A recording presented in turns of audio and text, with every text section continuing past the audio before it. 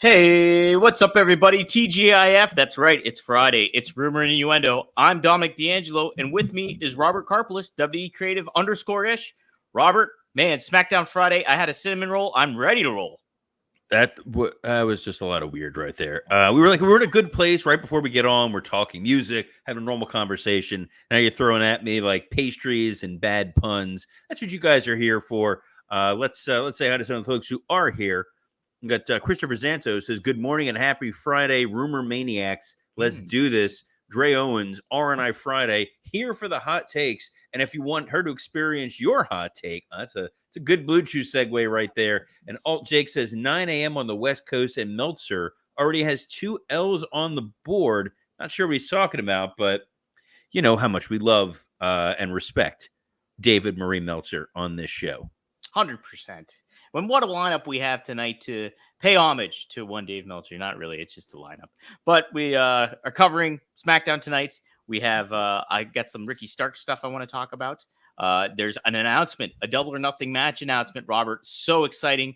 It's in build for its major title on the program. I can't wait. Okay, I genuinely didn't see that on the run sheets, and I'm kind of excited. I saw the SmackDown thing at the top. I was like, okay, it's not last week's SmackDown preview.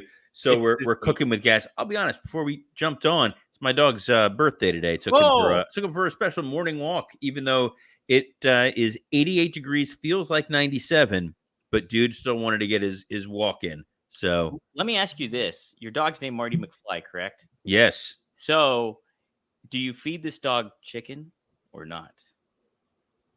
Who you calling chicken? I'm just asking. Just asking. Yeah. No. Yeah, it was good. Anyway. All right, here we go. SmackDown preview. Cody Rhodes and Logan Paul to make a champion versus champion match official. I read the little preview that they gave for this match or for this segment. Still not very much clarity on if the titles are on the line. I don't think they are, Robert. I have no clue what the stipulations are for this, because my takeaway was it was Logan Paul challenging for Cody's title. And then during the promo, Cody talked about how he's never been U.S. champion. It's the one thing keeping him from being a Grand Slam champion. I mean, they can't put both championships on the line. That would be bizarre, unless Logan Paul was taking time off and they wanted to reinitiate the U.S. title in a more active manner. Now it sounds like you're saying there's a possibility that no titles are going to be on the line. I don't understand any of it. I'm at a loss. Look, we know no matter what the finish is going to be, if there's championships on the line, Cody's winning. Yeah. If there's no championships on the line, maybe this is a way for Logan Paul to get a pinfall victory over Cody Rhodes. But I don't know that I necessarily want to mess with Cody's momentum and potentially derail that. Right. I think it would be kind of cool to have Cody Rhodes be the United States champion, the dual champion again. I always kind of like that. That adds further credibility. Plus, being the American Nightmare, United States title kind of would look good on Cody. So there's that kind of there going on. Good marketing possibilities. But yeah, I don't know. They build it on SmackDown a little bit, but then I'm just reading the rundown on WE, the website, and it's just like nothing. I don't know. It doesn't really give you an indicator either way. So Bruce is busy. He hadn't come up with what it is yet. He may still be napping. He's weighing out the odds here. He's drinking some of that Prime Energy. He's bouncing off the walls. That's it. Have you had Prime Energy, by the way? I love Prime Energy. Of course you do. Yeah, let me clarify. Not the energy drink, the hydration drink. So the ones in the plastic bottles and stuff. The energy drink I don't even mess with. But I like the hydration stuff, like the cherry pop or whatever it's called, the ice pop. It's a good one. Oh yeah, the red, white, and blue ice pop thing. I tried it once. It's got a weird consistency to it. I don't know how to explain it. It's like a thicker Gatorade. And as a Gator, I can't not drink Gatorade from the drink. Actually, in here we have Celsius. That's our go-to beverage of choice for the whatever. Oh man! Well, they're keeping the energy going here on SmackDown. Thank you. King of the Ring tournament and Queen of the Ring tournament. 4 matches of those announced. We have Randy Orton taking on Carmelo Hayes. We have LA Knight battling Tama Tonga. Yeah. Stratton taking on Bianca Belair, and then Jade Cargill going up against Nia Jax. pretty fun card tonight, Robert, actually, just looking at this on paper even. So on the men's side, Orton and Carmelo Hayes is a hell of a match. I think that is the big let's keep throwing this kid in the deep water and see what he can do. You put him in there with Cody, he delivered in a great match. You put him in there with Baron Corbin, it was a very good Baron Corbin match, which sounds like you're damning it with faint praise. Orton can get a great match out of anybody. Orton is the measuring stick. I think him and Carmelo are going to have a hell of a back and forth match.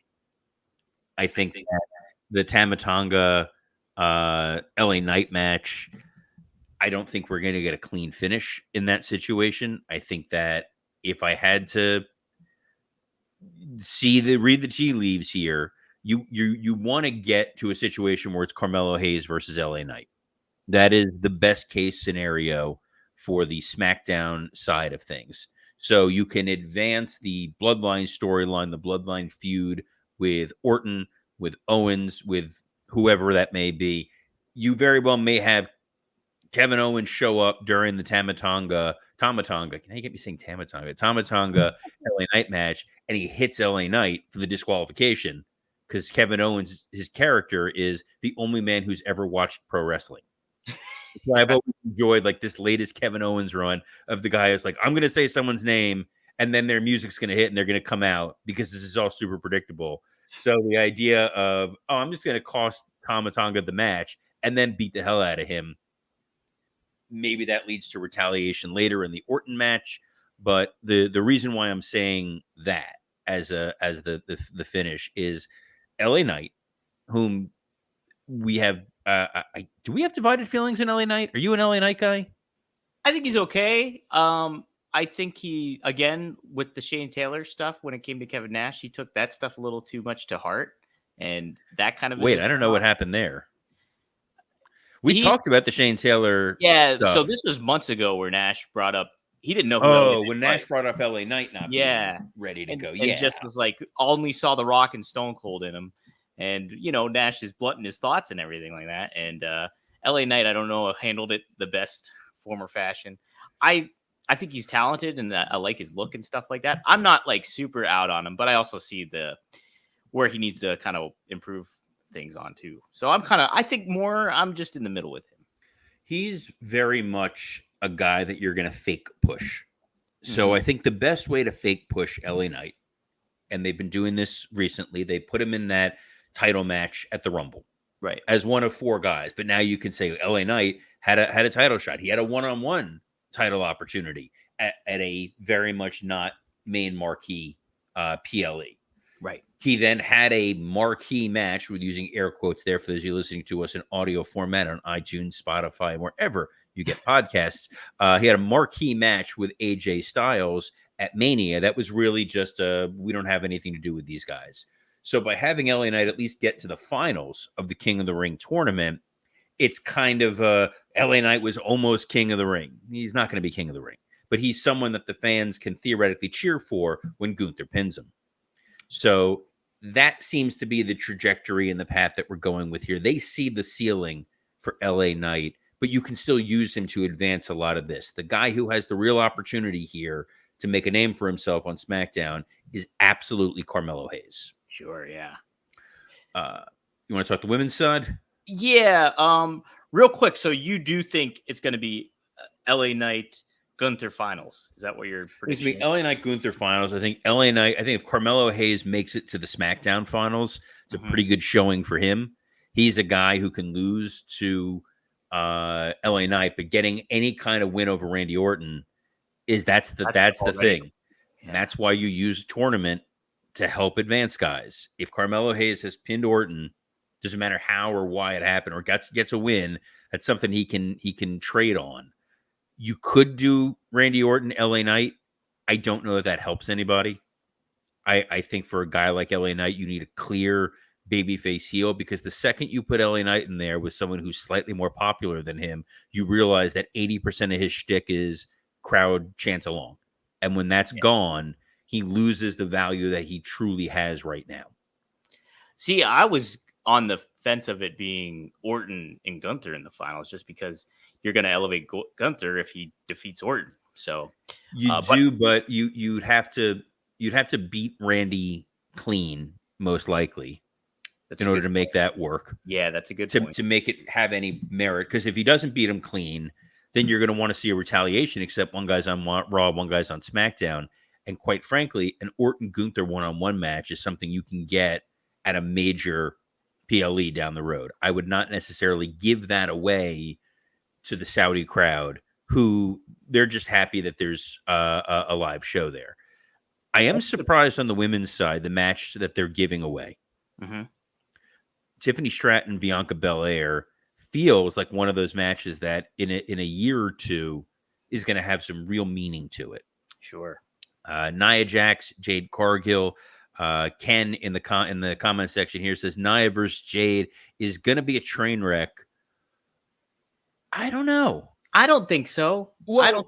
You like Nia more than I do. I like Nia. Yeah, and I think you can definitely tell a story between those two and be okay.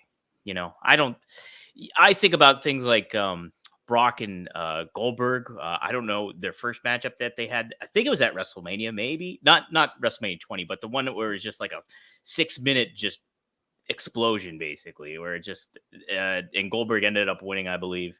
And it was a great match for what it was. I think you can do something like that with these two. The reason why I'm slightly on the leaning on this may not be very bad side is not because I think Nia Jax is any sort of wonder, but I think that they are really trying to protect Jade Cargill, and they would not schedule a match like this unless they had a plan to minimize the possibility of this being, as Ken suggested, a train wreck. Uh-huh. You're not going to invest in Nia Jax. Sorry, you're not going to invest in Jade Cargill. I'm not investing in Nia Jax at all. You're not going to invest in Jade Cargill and put her in a situation to fail. That's a Tony Khanism right there to do that. But I think that Hunter sees that there is a lot of money to be made with Jade, but you gotta wrap a blanket around her. You got to protect her. So you'll get this match. It'll be a power versus power match. They will lay this out pretty clearly and give you some sort of I don't know, protected finish. Mm-hmm. Yeah, I could see that happening. I think, yeah, I'm not. I don't think it's going to be a train wreck. I think it'll be okay. Okay, yeah, we covered both of them then. So yeah, pretty good card. And as far as predictions, I would have said Tiffany, except there's that kind of weird controversy that came up with her on social media. Yeah, what do you think about that? Oh, I'm not touching that with a 100-foot pole. I guess from what I understand, she reposted a video of her hitting Jade during a match, and there was some sort of racially tinged audio clip underneath. Yeah, voiceover on it. A voiceover. I don't know if that was from. I didn't actually see it. I just assumed like this is bad, and I got a text from a buddy of mine, a wrestler, who's like, "Can we just get people to stay off social media and not be stupid?" And apparently, Tiffany reposted something that was stupid. She deleted it. I don't think now is necessarily the time to say, "Yeah, let's go make her queen of the ring." It might not be, which is unfortunate. It is unfortunate, yeah. There's I just got a text from the band Guster. That's really weird. What? Their album came out today, so I get that's the right, thing of like, ooh la la, streaming now. I don't know why I'm promoting it, but you know, here I am. Here we are. That. But here I am talking about the fact that on the Raw side, it's down to Io Sky and Lyra Valkyria. You could do an NXT finish, Lyra versus Tiffany. Feels a little quick. I think that there's a way to. Io's the one, quite frankly, I would give the Queen of the Ring to, just because she lost the women's title over on Raw. Yeah. Or over on SmackDown. Now she's on Raw. She needs something. So she's got a lot of momentum to her. The other challenge they have on SmackDown, though, is Bayley's your women's champion, and you don't really have a challenger lined up. So you could pivot to Nia. You could pivot to Tiffany. The person I would use, and this is looping in another news story just to get it out of the way quickly here, since we are going to Saudi, we're doing the PLE, I would do Bayley versus Natalya. Yeah. Natty is the woman who had the first women's match in Saudi Arabia. And the justification is, you know, she's saying, hey, I want a title shot. We know her contract is legitimately up in a couple weeks. I don't think Natalya is necessarily going to stick around. I think she may want to test the open waters. So do a title versus career. I'm going to put my career on the line. You put the title on the line. It's in Saudi Arabia. She's never been SmackDown Women's Champion. I think there's a lot of merit you can get out of that story, and bridge for a month to let somebody become Queen of the Ring and let the dust settle elsewhere. Robert, help me out here. Have they been teasing a match for Bayley at Queen and King of the Ring? No, not yet. No, maybe you don't even need it there then. They tease like Nia looking at her hungry, but that's a bad joke. We'll see where they wind up ultimately. They may not do a match with Bayley, which I think is a mistake. I think I would put her over there. I think that the Saudis love the wacky waving inflatable arms because it's all about knowing your audience. And guys, you know the audience of your gal, and you know that you want to make her the wacky waving inflatable arm girl of your dreams. And the best way to do that is our friends at Blue Chew. This episode is sponsored by Blue Chew. Let's talk about sex. Guys, remember the days when you were always ready to go? Now you can increase your performance and get that extra confidence in bed. Visit BlueChew.com. Blue Chew is a unique online service that delivers the same active ingredients as Viagra, Cialis, and Levitra, but in chewable tablets and at a fraction of the cost. You can take them anytime, day or night, so you can plan ahead or be ready whenever an opportunity arises. The process is simple. Sign up at BlueChew.com, consult with one of their licensed medical providers, and once you're approved, you'll receive your prescription within days. The best part, it's all done online. No visits to the doctor's office, no awkward conversations, and no waiting in line at the pharmacy. Blue Chew's tablets are made in the USA and prepared and shipped direct to your door in a discreet package. You take one of these guys, you are going to be the king of your ring. And by ring, I mean bed. And by any of this, I mean I belabored this metaphor terribly. But the most important thing is that Blue Chew wants to help you have better sex. Discover your options at BlueChew.com. Chew it and do it. And we've got a special deal for our listeners. Try Blue Chew free when you use our promo code RUMOR at checkout. Just pay $5 shipping. That's BlueChew.com. Promo code RUMOR to receive your first month free. Visit BlueChew.com for more details and important safety information. And we thank Blue Chew, as always, for sponsoring this episode of Rumor and Innuendo. And because I said the magic word so many times, guess who just appeared there? The Blue Meanie himself said, did someone say blue? So happy that Blue Meanie is here in the audience joining us. Blue Meanie, by the way, Dom, I don't know if you're aware of this, got married recently. That's correct. And he's going to be going on a honeymoon soon. And if I were better, I would have the link up. I know that if you want to send Blue Meanie a gift or help contribute to his trip, I think they're going to Ireland. There's a website that's set up that if you give me a moment, I'll pull it up and plug it. I think Dom let me plug Mornings with Meanie. We'll be contributing on behalf of Rumor and Innuendo to send that guy a beer.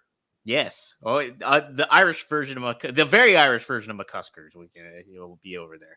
But Mornings with Meanie. Check it out. That'll drop tomorrow on ad-free shows. Meanie covering the latest news and all that stuff. The first episode was great. Gave a little background and tied a lot of stuff together when it came to Paul Heyman and the Hall of Fame induction. Very good stuff. Meanie, he sounds like a great morning DJ. Pierre Robert out of Philadelphia is who I compared him to. So if you know that reference, there you go. So I know it's on honeyfun.com. Okay. And you know what we'll do on the audio format? We'll add the specific link to his exact thing. I don't know if you can just Google these things, guys. I'm not the most tech savvy person on the planet. I may have worked for tech companies. I don't know how any of this stuff works.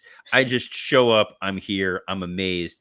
Someone who I wish would show up and amaze people is Ricky Starks. Yes. So I've been wanting to cover this for the past couple of days. There's Ricky Starks did an interview with What Culture a few days ago, and he happened to about those What Culture people. Yes. But he says on his Double or Nothing status regarding this, he says, I really have no clue. It's just very interesting time. I feel like I wish I was on Dynamite, or I wish I was on Dynasty. I wish I was on these things, but I think at a certain point, just for my own sanity, I can't go too crazy about it because the proof is in my work and my effort and that I've constantly given. So I'll start with this quote here.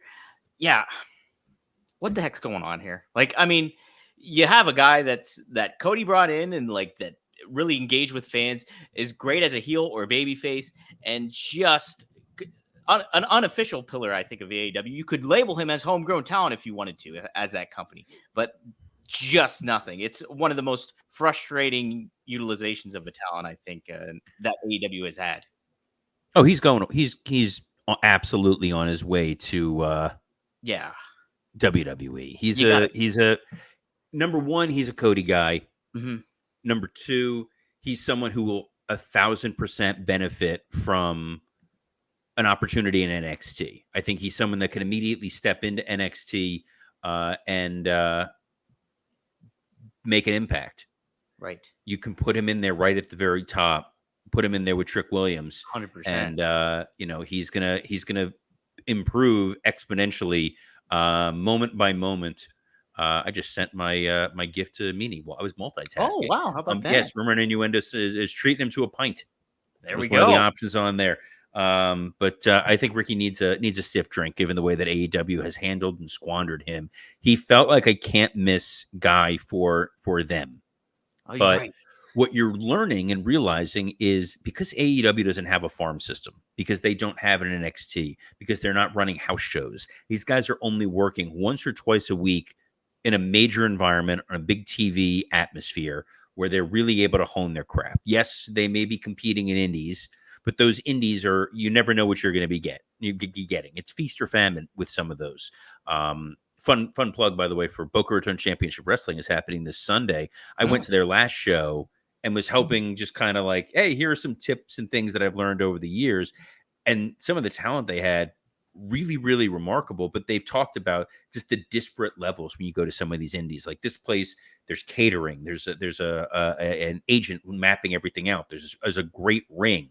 Sometimes you go to places, the ring is not in a good shape. You're going up against someone who's wrestled 3 times in his life, and you're a guy who's competing on television. So Right. it becomes a real challenge. But AEW didn't invest in Ring of Honor the way I thought that they were going to, which was to use them as a kind of a farm system, an NXT, to be able to develop and hone guys. It's an odd way they structure, they have their infrastructure. And to me, I think is the biggest miss going on in AEW. And you're seeing it now with Ricky Starks, who should have been 3-5 years from now a franchise guy for him. He's frustrated. He's saying, hey, they're not using me on TV. I hate these guys. And he wants to go over to go hang with Cody and go be in NXT. And I can't blame him. No, in another quote, he said he's not even hurt. He says, I'm not hurt. Even that night on AEW Collision, I specifically stated, hey, I'm not hurt. I'm just being cautious about it because at the moment, I didn't know what was happening, especially with the side of my body. So I wasn't hurt. I was never put on an injury list or anything like that. I have no answers, he said.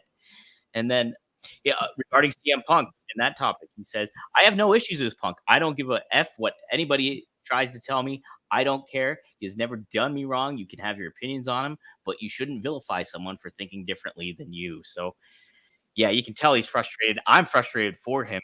And it's just, you see him flourishing in some place like WWE. And, WWE would strap, I think, a rocket to him in a lot of ways and give him that opportunity that they gave to Jade and Cody and everything. I think so. I think he's a guy for NXT. Yeah. To really push him.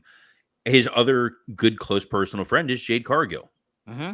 And we've seen how Jade has been used by WWE. So you got to be looking across, on the other side of the fence and being like, why can't this be me? Right. Why can't it be him? Well, hopefully it will be him in NXT or WWE, or if AEW wisens up, it should be there. But we've been talking a lot about AEW, and I know that we've been trying all week to get to AEW and Warner Discovery. Are there any updates with what's going on there? No, as far as I talked about a little bit when a few days ago, we had PW Insider reported it was believed that a new deal has not been reached. And while AEW is likely going to be mentioned at the Warner Bros. Outcomes, they weren't.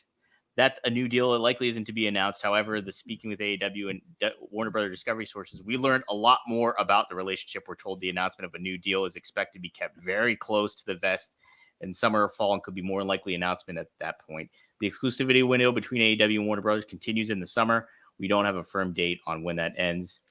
So I don't know. It's just a bit of a head scratcher. If you're AEW, wouldn't you want that announced and put in the past already? Like get that word out already. I think this is a very strange game of chicken that everybody's playing right now. The exclusivity window is still intact for AEW and Warner Discovery to be continuing their conversations. The ratings for Dynamite on Wednesday, have you seen what these were, Dom? No, I haven't. What were they, Robert? Disastrous would be a polite Really? way to put it. It is. I'm going to pull up the exact number right now. I know I know it's below 700,000, 672,000. Yeah, that's not good. 18% drop from where they were last year, 5% drop from last week. They're pointing that it's a lot of his decline in viewers ages 18 to 34. You're gonna try to point to, well, there's it's playoff season and there's all kinds of other stuff. We know how wrestling fans operate. We know how wrestling fans think, and when wrestling becomes your number one, when you are a hardcore fan, and the AEW audience is absolutely a hardcore fan base. Mm-hmm. That is the narrower group of people, especially that 18 to 34 demo. AEW does not really cater to children the way that it probably should, and we've talked about that before. Marketing Luchasaurus, marketing Orange Cassidy, marketing Penta and Phoenix. There's no one for a younger audience to gravitate to, so it is that male audience, the male audience that drove the Attitude Era. The ratings being as low as they were, and this show being highlighted by Okada versus Dax, which means it's the Elite versus AEW feud storyline, is not hooking viewers. In the initial preview, they didn't even announce Swerve doing anything on the show. So it was that and Mercedes Moné. So bringing in Okada, bringing in Mercedes Moné has not magically turned the tide. And you want to point to, well, there's playoffs and this, that, and the other. No, there was playoffs last year. There's playoffs last year. There's playoffs every year. Yeah. If the product is hot, the product is hot. WWE used to use this excuse all the time. And at the end of the day, they know if we have something you want to watch, you're going to tune in. We all remember years ago, like Raw was eating into Monday Night Football ratings. Right. A wrestling audience is very loyal, and they're going to tune in every week. So Warner Discovery not making an announcement at upfronts, and now this, and then the idea that there was going to be some sort of new show, and it was that Match and a Meal on the TBS YouTube, which is super entertaining. Yes. Anytime you can, it is such a narrow reference to the old Dinner and a Movie that used to be on TBS.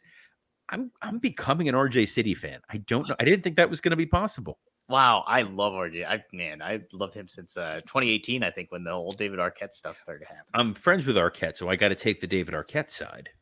Oh, well, that is where we are. By the way, then, Robert. I was going to tell David Arquette, by the way, who was a former guest on Wrestle Roast, which is now working stiff. Yes. Available every week wherever you get podcasts. Myself, Mike Lawrence, Scott Chaplin, and Dan St. Germain hosts that. All three of those guys, by the way, contributed to the Roast of Tom Brady. And this week's episode that we dropped yesterday, Mike gets into the weeds of what it was like to work with the NFL players, what it was like to craft the jokes, and just how close he was standing to Ben Affleck.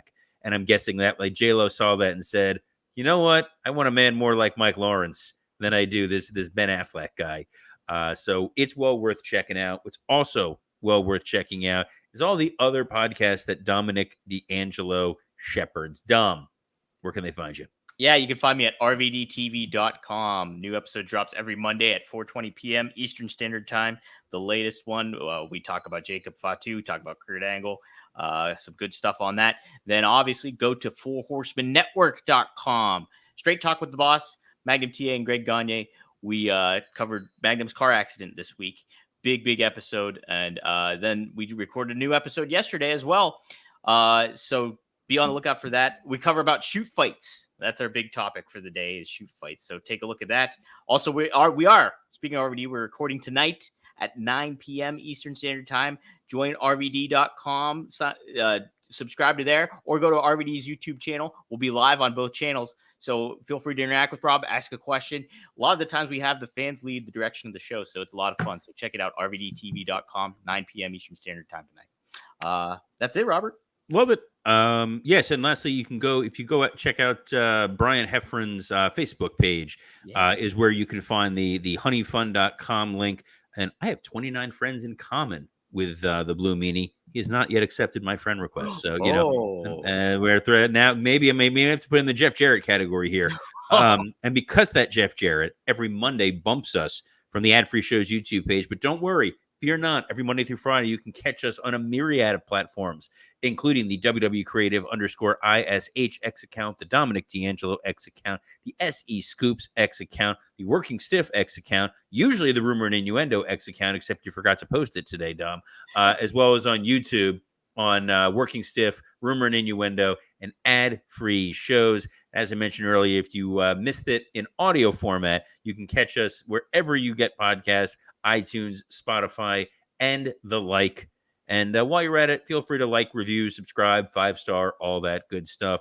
On behalf of the perpetually sleeveless Dominic D'Angelo, I'm Robert Karpelis. Best of luck in your future endeavors. Casanova, baby.